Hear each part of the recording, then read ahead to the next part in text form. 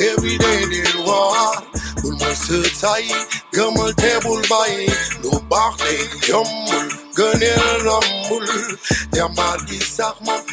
mbokk téléspectateurs yi ñu leen di nuyu di leen jaajëfal bu baax ci ànd bi ngeen ànd ak ñun ba tey ci seen émission Kaay Job ñu fàttali leen ni Kaay Job mooy émission bi nga xamante ni mooy valoriser lépp loo xamante ni mooy entrepreneuriat chez les jeunes sénégalais donc saa su ne comme ni ngeen ko xamee dañuy ànd ak yéen dem seeti benn entrepreneur xool ci domaine bi nga xamante ni moom lay yëngatu donc duma leen wax fu ñu nekk nag dama leen di defal surprise ñu xoolandoo ensemble fan la ñuy dem ak kan la ñuy seeti. xam nga ni jom ñàkku fii liggéey rek jafe fii xam nga ni jom ñàkku fii. mbokk téléspectateurs yi comme ni ma leen ko waxee woon sànq dige bor la donc tey nag ñi ngi fi nga xamante ni mooy Gueule Tapée 2 fas yéene fi seet si benn entrepreneur buy jëngatu si benn domaine bu spécifique moom nag particularité mooy handicapé moteur la lourd mais teewul mi ngi bay waaram teewul mi ngi gëm li muy def ba pare ànd si ak jom ak fierté donc moom nag ñu ngi koy woowee Djiby Gaye donc mu nekk di liggéey ci benn marque bu tudd Dak mu nekk marque unisex ànd ci ak ñoo xamante ni itam ñu ngi ko ciy jàppale donc tey dañuy dugg seet si ko pour mu expliquer ñu expérience am wan ñu lan mooy xamante ni mooy entrepreneuriat bi nga xamante ni moom lay amal mu partagé ak ñun expérience bi nga xamante ni am na ko dans le domaine mais wax ñu aussi nan lay def ba surmonter tous les obstacles yoo xamante ni ñu ngi ci kanamam saa su ne donc comme ni ma leen ko tàmm di wax chaque jour ak entrepreneur bu bees bu ñu leen di indil chaque jour ak particularité bu bees bu ñu leen di fësal donc tey ma fas yéene dugg biir këram ñu ngi nii taxaw buntu këram nag dañuy fas yéene dugg këram waxtaan ak moom xool lu mu ñuy indil. dara xefi dox abdu yeewul kay naaj na ginaar gi sabatina naaj na jugal te waaj ndax naaj na abdu yeewul kay naaj na. ça va Djiby ça va nag nu meme ça va yaa ngi si jàmm naka tàngaay bi bàyyi nañ si jàmm bu baax ça va Djiby Guédiawaye sori na de. mbokku téléspectateurs yi nag comme ni ñu leen ko waxee woon ñu ngi fii tey si Guédiawaye di fi seet si ki nga xamante ni mooy Djiby Gaye donc Djiby moom c'est un jeune entrepreneur très dynamique tey moom la ñu seet si ñu fàttali leen ni il est le propriétaire de la marque Dak donc muy marque de vêtements unisex moom la ñu seet si tey pour mu partager ak ñun expérience bi nga xamante ne ni moom la am en tant que jeune entrepreneur wax ñu lépp loo xamante ni daal ça touche l'entrepreneuriat ak son quotidien.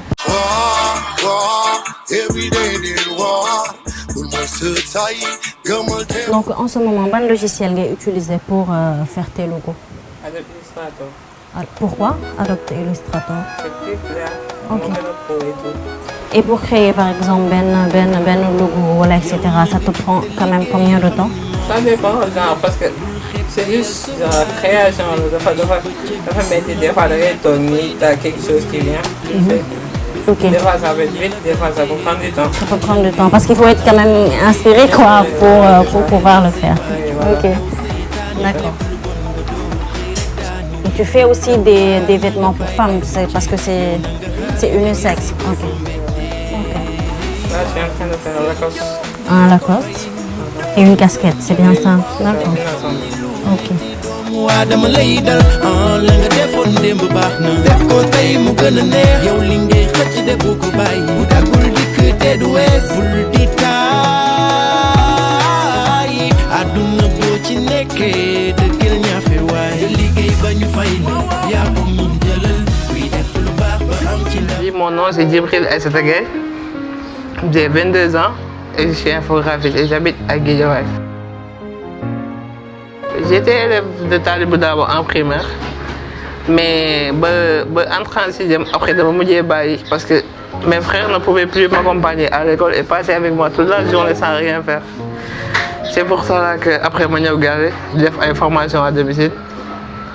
J'ai fait l'infographie, webmaster et monteur de vidéos. J'avais des professeurs compréhensifs, des professeurs vraiment gentils, yoo xam ne dañ si doon jàpp sans problème.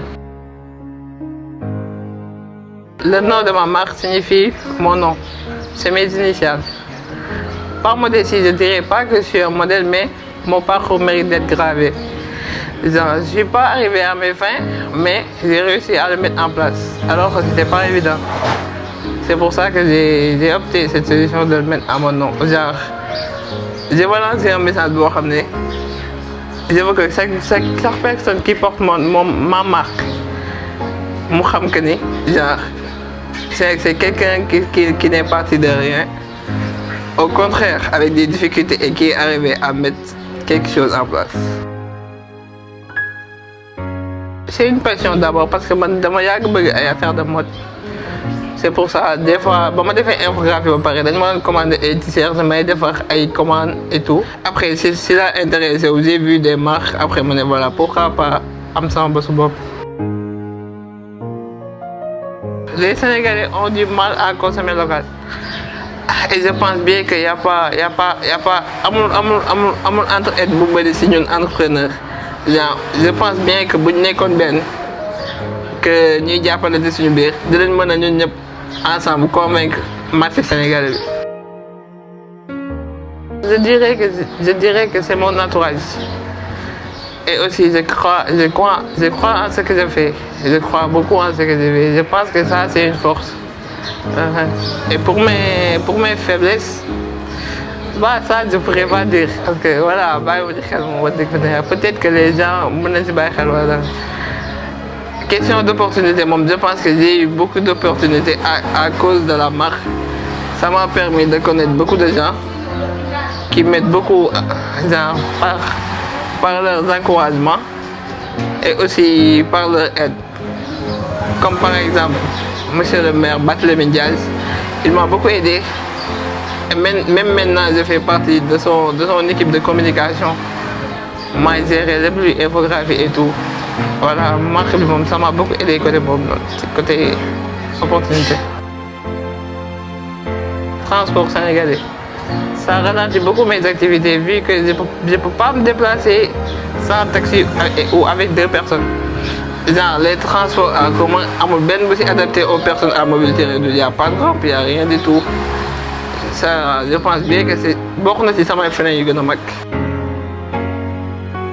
bah, de dire que toog moom wax dëgg fa neex yàlla fajul dara et nit ki moom ak lu mu mënti métti tu peux te battre pour devenir quelqu'un. Ça sera pas facile mais c'est possible. Faut toujours se dire que c'est possible. Voilà, à force de s'efforcer, ça viendra. Avoir une entreprise solide, avoir un lieu de travail, d'employer des gens et d'avoir mes propres bagages, mes propres machines. Je les remercie tous wax dëgg fa neex yàlla man moom amul seen fay Djiby moom amul famille la rek genre parce que lépp ñoom ñooy def lépp yow ñu toppatoo ma teg ma jox ma sama café ça c'est trop facile ñoom presque mën nañ ne ñoom lépp ñoom la bu dul woon ñoom moom y aura pas de Djiby. di remercier waa Kaay Diop. Je vous remercie beaucoup d'avoir fait le déplacement et de vous encourager aussi. C'est pas facile mais bon, courage.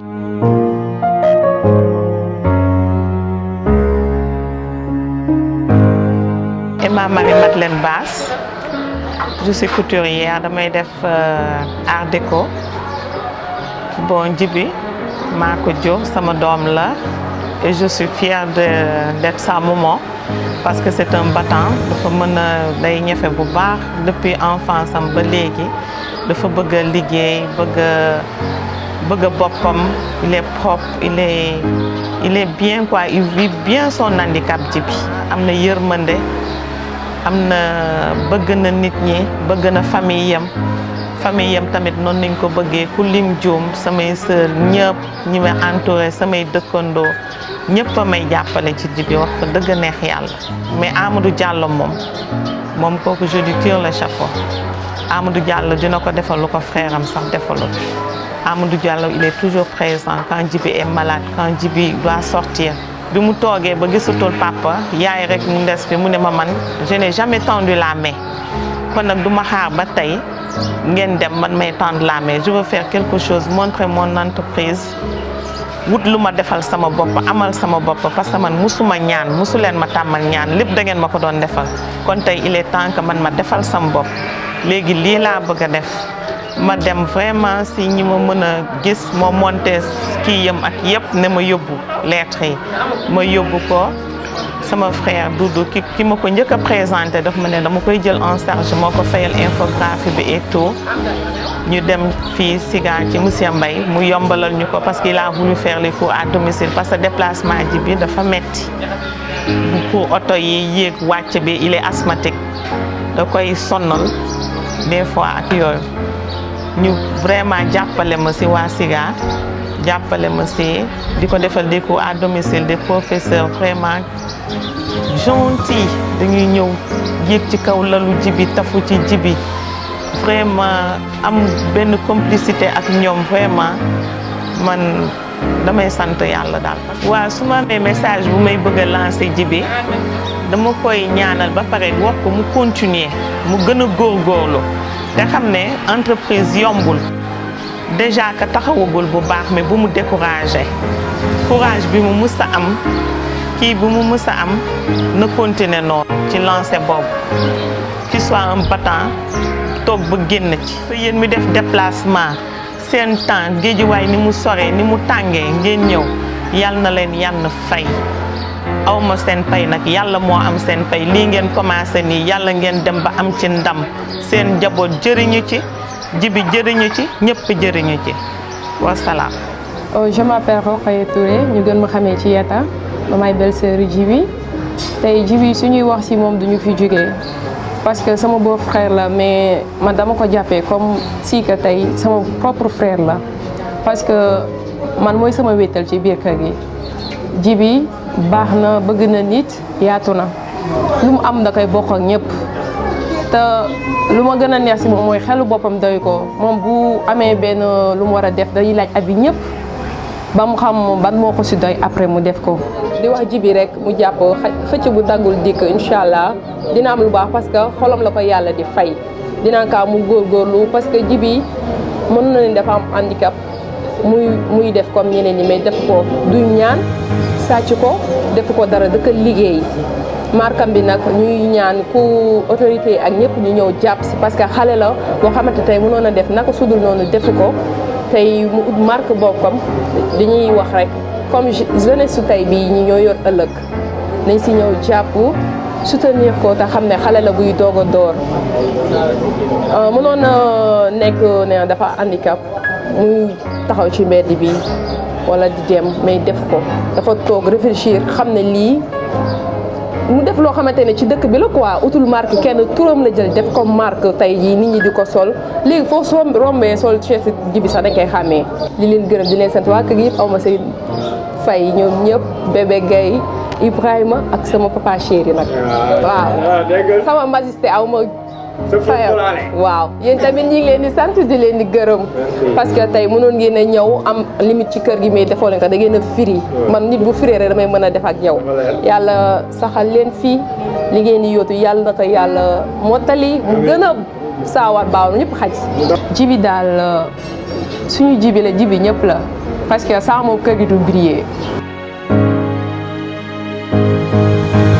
Djibi sama gaan la sama xarit la sama doomu ndey la yàgg nañ du tey ça fait longtemps dañ xamante ak léegi njàmbaar la sama gaan la. marque bi nag li ma ciy wax suñu marque bi Djibi moom moo toog xalaat ko ne dafay créer marque boole ci ak ñeneen defar ko ba mu créer marque bi boobu ba léegi mu ngi liggéey mu ngi def ay démarches di góorgóorlu en plus lu mu defar rek su man maa dem yóbbu ko ñu defar ko génnee ko ma livré ko lépp lu ci war rek moom bu créé ba pare man maa yóbbu ñu defar ko et tout ma yóbbu ko bu fekkee daal ni commandé ay t-shirt man maa koy jël livré ko suñ ko defaree man maa koy jël yóbbu ko waa di ko wax ne muy gën a góorgóorlu la ñun ñu ngi ci ginnaawam bu mu am lu muy ragal bu mu am lu muy tiit waaw yàlla baax na ñun ñu ngi ci ginnaawam lépp lu mu sumb rek ñun dinañ ko yeggali quoi may ko doole walla koy xalal quoi mu gën a góorgóorlu ñun ñu ngi ci ginnaawam ah la laa koy tooñee non kii sama gars la bàyyi noonu rek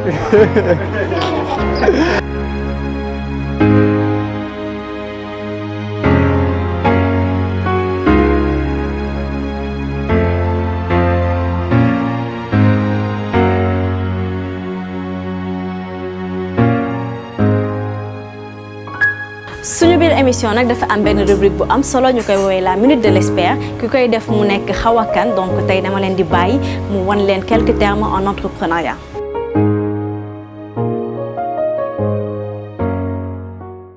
Chers amis téléspectateurs, bonjour et ravi de vous retrouver sur votre rubrique Minute de l'expert. Aujourd'hui, nous allons vous présenter c'est quoi une entreprise et quelles sont les étapes à suivre pour créer son entreprise. Pour rappel, une entreprise est une unité économique juridiquement autonome qui produit des biens et des services destinés au marché. Il existe plusieurs formes juridiques d'entreprise, à savoir la SARL qui est une société à responsabilité limitée, la SA qui est une société anonyme, l'entreprise individuelle et bien d'autres. Dans ce numéro, nous allons aborder avec vous les procédures à suivre pour la création d'une entreprise individuelle. Toute personne majeure et résidant au Sénégal peut créer une entreprise. Pour ce faire, il vous faut une copie de votre carte d'identité, votre passeport ou votre permis de conduire, un casier judiciaire datant de moins de 3 mois, une déclaration sur l'honneur disponible à l'APIX, un certificat de résidence délivré par la mairie ou par la police. Tous ces documents devront être déposés à la chambre de commerce ou à l'APIX. Au niveau de la chambre de commerce, les frais de constitution s'élèvent à 16 000 francs et à 26 000 francs pour une entreprise individuelle avec dénomination. Au niveau de l'APIX, les frais de constitution s'élèvent à 10 000 francs pour une entreprise individuelle sans nom et à 20 000 francs pour une entreprise individuelle avec un nom commercial. Les 10 000 francs sont prévus pour l'enregistrement auprès de l'OAPI, l'Organisation africaine pour la protection intellectuelle. Une fois tous ces documents déposés, il vous faut un délai de 48 heures pour que votre entreprise soit officiellement créée. J'espère que toutes ces informations ont été claires. Merci de nous avoir suivis.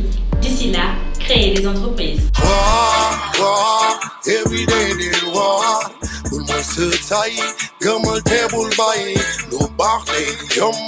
Gëneel lambul, yamadi sax ma